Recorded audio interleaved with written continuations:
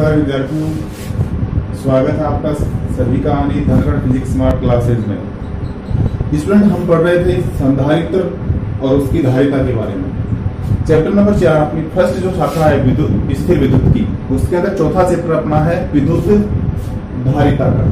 और इसमें हमने धारिता के बारे में लास्ट लेक्चर के अंदर पढ़ लिया था, संधारित्र के बारे में भी हमने पढ़ा था। अब हमारा जो संधारित्र है वो संधारित्र गोलीय भी होता है, बेलनाकार भी होता है, समांतर प्लेट संधारित्र भी होता है। अब हम पढ़ेंगे समांतर प्लेट संधारित्र की धारिता के बारे में। समांतर प्लेट संधारित्र के बारे में स्टूडेंट आपको पता ही है, यदि समान आकार की समान क्षेत्रफल की दो प्लेटें समांतर स्थित हों तो उस संधारित्र उससे जो संधारित्र का निर्माण होगा वो संधारित्र क्या कहलाता है? समांतर प्लेट संधारित्र। तो स्टूडेंट चलिए स्टार्ट करते हैं समांतर प्लेट संधारित्र की धारिता। और इसके अंदर हम अलग अलग कंडीशन पढ़ेंगे। देखो, इसके अंदर हम 3 से 4 केस पढ़ेंगे। समांतर प्लेट संधारित्र के अंदर धारिता होगी वो किन केस में कितनी होगी? हो सकता है संधारित्र की प्लेटों के बीच में कोई माध्यम उपस्थित नहीं हो सकता है संधारित्र की प्लेटों के बीच में कोई एप्सिलॉन आर पैराविद्युतांक का कोई माध्यम उपस्थित हो सकता है अलग अलग मोटाई के या अलग अलग पैराविद्युत पदार्थ की पट्टिकाएं उसके अंदर उपस्थित हों। तो अलग अलग केस के अंदर हम पढ़ेंगे और इसमें हम पहला केस लेके चलते हैं। सबसे पहला समांतर प्लेट संधारित्र की धारिता कब? जब प्लेटों के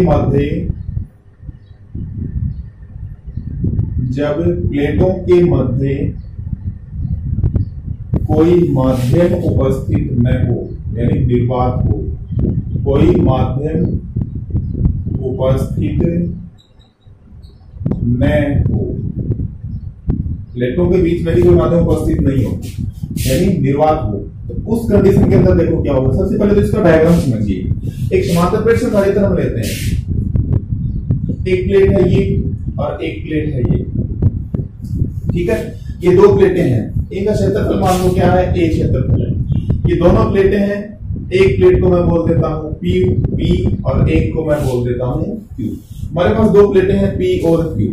आपको मालूम है संधारित्र के सिद्धांत के अंदर हमने पढ़ा था कि एक प्लेट है वो धनावेशित होती है, दूसरी प्लेट है वो ऋणावेशित होती है। उसको संधारित्र का सिद्धांत के अंदर हमने उसको समझा था।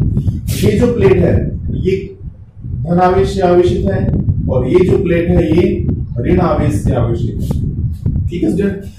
इसको मान लो मैं क्यू आवेश देता हूं, इसका घनत्व आवेश घनत्व मान लो क्या होगा? Plus sigma. इसका आवेश घनत्व क्या होगा?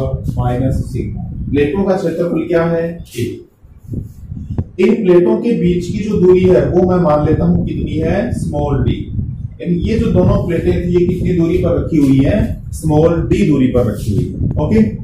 अब इनके बीच में विद्युत क्षेत्र उपस्थित होगा और विद्युत क्षेत्र की जो दिशा होगी वो किधर होगी? प्लस से माइनस की ओर होगी, सीधा सा है।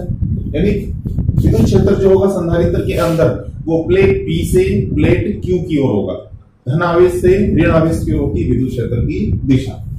देखिए स्टूडेंट, इस संधारित्र की हमें धारिता ज्ञात करनी है। इसके अंदर कोई माध्यम उपस्थित नहीं है, यानी इसके अंदर निर्वात है और निर्वात की विद्युत सिद्धता क्या होती है? लिखते हैं हम इसको एप्सिलॉन जीरो।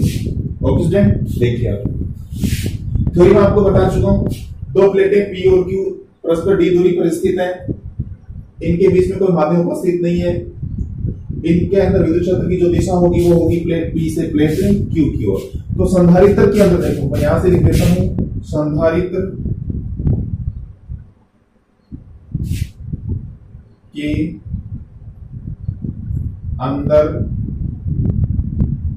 विद्युत क्षेत्र। संधारित्र में दोनों प्लेटें हैं, दोनों ही प्लेटें कैसी हैं? चालक। और चालक प्लेट के कारण विद्युत क्षेत्र क्या होता है? E equal to sigma upon epsilon zero. अब देखिए इस प्लेट के कारण होगा सिग्मा अपॉन 2 एप्सिलॉन जीरो और इसके कारण भी क्या होगा? Sigma upon 2 epsilon zero. तो देखिए इसके अंदर कुल विद्युत क्षेत्र क्या हो जाएगा? E इक्वल टू, इसकी डायरेक्शन होगी इधर, इसकी डायरेक्शन होगी इधर, ये माइनस का होगा ये प्लस का होगा, दोनों एक दूसरे से जुड़ जाएंगे। तो क्या होगा? इसकी इधर होगी इसकी इधर होगी, क्या होगा? देखो E equal to sigma upon 2 epsilon zero. इस प्लेट के कारण क्या होगा? Sigma upon 2 epsilon zero. क्या मिल गया हमें, सिग्मा अपॉन 2 एप्सिलॉन 0 और सिग्मा अपॉन 2 एप्सिलॉन 0 कितना हो गया, 2 सिग्मा अपॉन 2 एप्सिलॉन 0, 2 से 2 कैंसिल हो जाएगा, E इक्वल टू क्या आ जाएगा, सिग्मा अपॉन एप्सिलॉन 0। इसको मैं लिख देता हूं इक्वेशन नंबर ऐसे। यानी संधारित्र के अंदर हमें इतना विद्युत क्षेत्र मिल गया जब उसके अंदर कोई माध्यम उपस्थित नहीं है प्लेटों के मध्य। चलिए आगे करते हैं। हमें चाहिए इसकी धारिता। धारिता से पहले देखो, क्योंकि डी दूरी पर यह विद्युत क्षेत्र है, कितनी दूरी तक विस्तृत है, डी दूरी तक। तो हम जानते हैं कि चूंकि प्लेटों का जो विभवांतर होगा V इक्वल टू क्या होगा, E इंटू डी, यानी विद्युत क्षेत्र गुणा प्लेटों के बीच की दूरी या मोटाई बोल सकते हैं। अतः समीकरण 1 से, अतः समीकरण 1 से क्या देगा, समीकरण 1 से V इक्वल टू, समीकरण 1 से हम E का मान क्या लिख सकते हैं, सिग्मा अपॉन एप्सिलॉन 0 और इनटू में क्या है D। ये आया V और हमें क्या चाहिए, क्योंकि चलो हमें चाहिए धारिता, क्योंकि C बराबर क्या होता है, Q अपॉन V। संधारित्र की धारिता को हम किससे लिखते हैं, C से। इन प्लेटों को Q आवेश से आवेशित किया गया है, V इनका विभवांतर है, तो C इक्वल टू क्या होता है, QE। पहले हमने पढ़ा था Q इक्वल टू CV था, तो C इक्वल टू क्या हो जाता है, Q अपॉन V। V की वैल्यू हम यहां से पुट कर देते हैं, अतः V इक्वल टू क्या आ जाएगा, सॉरी C इक्वल टू क्या आ जाएगा, Q बटा में क्या है V, और V की जगह क्या लिख सकते हो, सिग्मा D बटा में एप्सिलॉन 0 आएगा, वो गुणा में हो जाएगा। यानी इस V की वैल्यू यहां से उठा के हमने यहां पुट कर दी तो C आ गया। क्योंकि हमने पढ़ा है सिग्मा इक्वल टू, सिग्मा होता है पृष्ठ आवेश घनत्व। यदि प्लेटों का क्षेत्रफल A है और इनको हमने Q आवेश से आवेशित किया है, तो पृष्ठ आवेश घनत्व होगा आवेश बटा क्षेत्रफल, sigma equal to Q upon A। Sigma की वैल्यू हम यहां पुट कर देते हैं, देन C इक्वल टू क्या आ जाएगा, Q अपॉन, सिग्मा की जगह करेंगे Q अपॉन A, A कहां से आ जाएगा, गुणा में, साथ में क्या है ऊपर एप्सिलॉन 0, नीचे क्या है D, Q से Q कैंसिल हो जाएगा, देन C इक्वल टू क्या आ जाएगा, एप्सिलॉन 0 A अपॉन B। ये क्या है, किसी समांतर प्लेट संधारित्र की धारिता जिनमें प्लेट का क्षेत्रफल A है, प्लेटों के बीच की दूरी क्या है, D। बीच की दूरी बोल सकते हो, संधारित्र की मोटाई बोल सकते हो। तो देखो, किसी समांतर प्लेट संधारित्र की धारिता का फॉर्मूला क्या होगा, जब उसके अंदर कोई माध्यम उपस्थित नहीं है। कंडीशन केस जरूर याद रखना, कोई माध्यम उपस्थित नहीं है, उस कंडीशन में संधारित्र की धारिता C equal to epsilon 0 A upon B ये हो। अब देखो यहां से हमें साफ साफ पता चल रहा है कि संधारित्र की जो धारिता है C, वो किस पे डिपेंड कर रही है, A पर, यानी प्लेटों के क्षेत्रफल पर।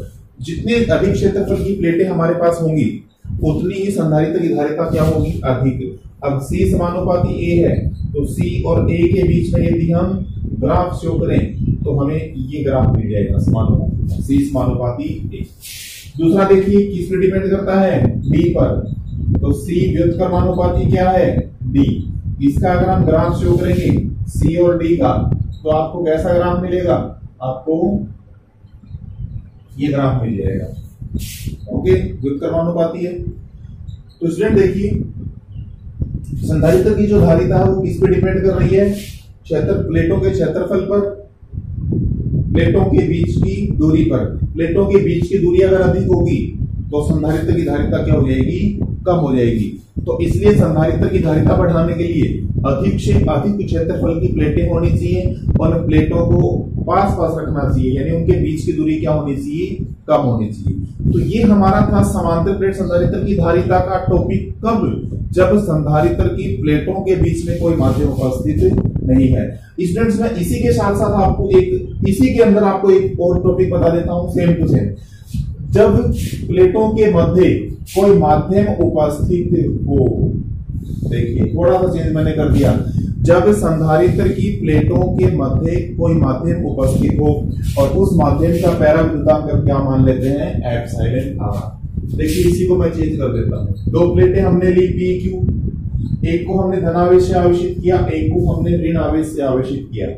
अब संधारित्र के अंदर जो माध्यम है उसकी विद्युतशीलता हम क्या मान लेते हैं, या उसका पैराविद्युतांक हम क्या मान लेते हैं, एप्सिलॉन आर। विद्युतशीलता हो जाएगी एप्सिलॉन। अब देखिए इसके अंदर अगर हम करना चाहें तो कैसे करेंगे, देखो संधारित्र के अंदर विद्युत क्षेत्र क्या होगा, E equal to sigma upon 2 epsilon 0 तब होता है जब कोई माध्यम उपस्थित नहीं हो। अब हमारे पास क्या है, कोई एप्सिलॉन विद्युतशीलता का माध्यम था और पैरादान था एप्सिलॉन r, तो हमें पता है यहां से देखो क्या मिलेगा, E इक्वल टू क्या मिलेगा, सिग्मा अपॉन 2 एप्सिलॉन, और एप्सिलॉन की हम क्या पूछ कर सकते हैं, एप्सिलॉन 0 एप्सिलॉन r, यहाँ भी क्या जाएगा एप्सिलॉन 0 एप्सिलॉन r। देखो उसी से जोड़ के मैं आपको बता रहा हूँ और बिल्कुल अच्छे तरीके से आपको समझ में आ जाएगा, इसीलिए मैंने इसको इसी के साथ छोड़ किया है। तो देखिए स्टूडेंट कुल विद्युत क्षेत्र क्या हो जाएगा, E equal to 2 sigma upon 2 epsilon 0 epsilon r, 2 से 2 कैंसिल हो जाएगा, E इक्वल टू क्या आ जाएगा एप्सिलॉन 0 और एप्सिलॉन r।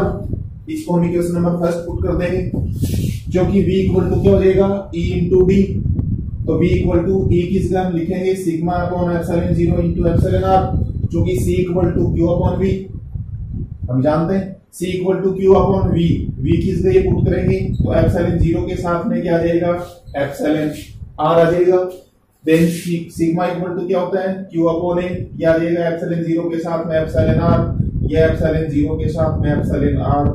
तो देखो किस पे डिपेंड कर रहा है, ये एप्सिलॉन r पे भी डिपेंड कर रहा है। तो देखो इसके लिए जो हम ग्राफ शो करेंगे एप्सिलॉन r यानी माध्यम के पैरावृत्तांक और धारिता के बीच में, इसके लिए क्या होगा समानुपाती होगा।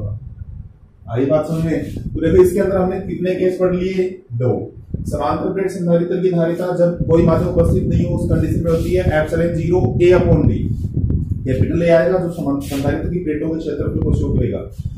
दूसरा केस हमने पढ़ा जब प्लेटों के मध्य कोई माध्यम उपस्थित हो और वो माध्यम हमने लिया वो कितने पैरावृत्तांक का लिया, एप्सिलॉन r पैरावृत्तांक का या एप्सिलॉन विद्युतशीलता का। विद्युतशीलता होगी तो एप्सिलॉन आएगा, और ध्यान रखना पैराविद्युतांक होगा, विद्युतांक पैराविद्युतांक फर्स्ट चैप्टर के अंदर हमने पढ़ा था, बहुत इंपॉर्टेंट टॉपिक के रूप में भी हमने उसको शो किया था, वो क्या हो जाएगा उसका पैराविद्युतांक। देखिए स्टूडेंट दोनों केस के अंदर आपको धारिता का ये फॉर्मूला, पहले केस में तो एप्सिलॉन 0 A अपॉन D, जब इसके अंदर हम देखो कोई भी जैसे मिट्टी भर दिया, अभ्रक भर दिया, कोई भी ऐसा माध्यम भर दिया और ये माध्यम होगा पैराविद्युत माध्यम, तो उस कंडीशन में इसकी धारिता, तो बताओ देखो C समानुपाती एप्सिलॉन r है, तो आप अगर कोई पैराविद्युतांक माध्यम रख दोगे प्लेटों के बीच में तो संधारित्र की धारिता बढ़ेगी या घटेगी, निश्चित रूप से आपका जवाब क्या होगा बढ़ेगी और बढ़ेगी, इसलिए संधारित्र के बीच में कोई पैराविद्युत पदार्थ रखा जाता है। तो ये था हमारा आज का टॉपिक समांतर प्लेट संधारित्र की धारिता। 2 केस हमने पढ़ लिए और कम से कम 2 केस और बताऊंगा आपको, 2 केस और बताऊंगा जब इसके अंदर हम T मोटाई की कोई पैराविद्युत प्लेट रखते हैं और एक अनेक अलग अलग मोटाई की अनेक प्लेटें अगर हम रख देते हैं, बहुत मजा आने वाला है संधारित्र के टॉपिक में। और संधारित्र मैं उम्मीद करता हूं कि 2 दिन के अंदर आपको इस चैप्टर को मैं कंप्लीट करा दूंगा, लगभग 2 दिन के अंदर, लगभग 4 लेक्चर इसके अंदर अपलोड होंगे, वो मैं कोशिश करता हूं 2 दिन के अंदर इसको पूरा करा दूंगा। ओके, धन्यवाद स्टूडेंट, स्वस्थ रहिए, मस्त रहिए, घर पर रहिए, धन्यवाद।